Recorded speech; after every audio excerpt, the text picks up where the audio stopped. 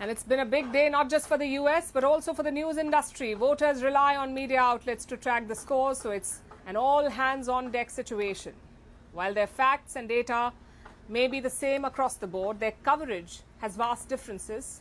In the US, Fox News channel has dominated cable election coverage. They were also the first to declare Trump's victory. In France, a newspaper called the same win, and I'm quoting, "every reason to fear the future." Meanwhile, British papers spoke of, and I'm quoting again, bewilderment at the polls in Tinderbox America. In India, headlines mentioned hope. In Ukraine, nervousness, while the Chinese called it a money-burning event. Safe to say, the US elections have dominated news coverage the world over. Our next report tells you how. The United States. The former president's comeback will be complete with a win. Hours before the polls opened for the US presidential election, Fox declared it a record quarter for revenue. That Donald Trump will become the 47th president of the United States. And the reason is obvious. Fox News has dominated cable US election coverage, and today the Trump-leaning network became the first to declare the former president's victory. They called him the biggest political phoenix from the ashes.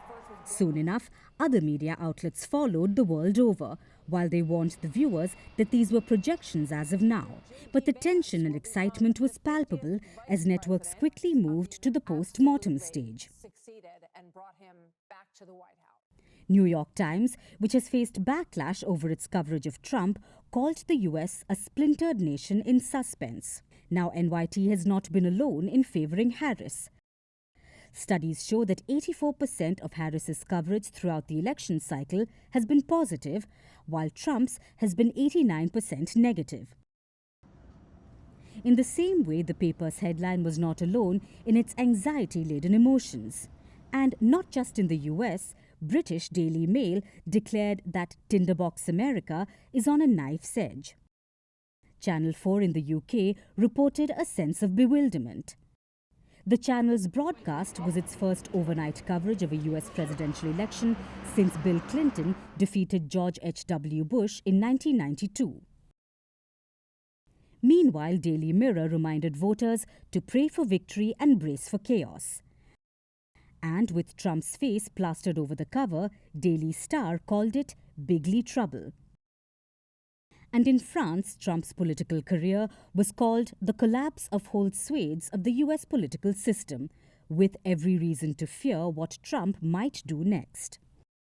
The palette of emotions shifted in India, where headlines awaited the results with bated breath, hoping that pragmatic policies will be maintained, whoever the victor.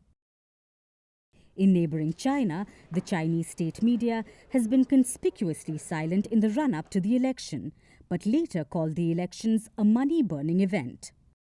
Chinese mouthpiece Global Times pulled a China and opened a headline with all the negativity they could muster, saying, "Amid fears for violence, US election day voting begins."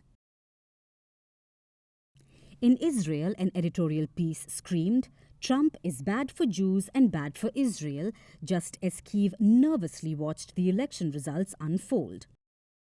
All eyes the world over were on the US elections, with a concoction of nervousness, surprise, and wordy headlines.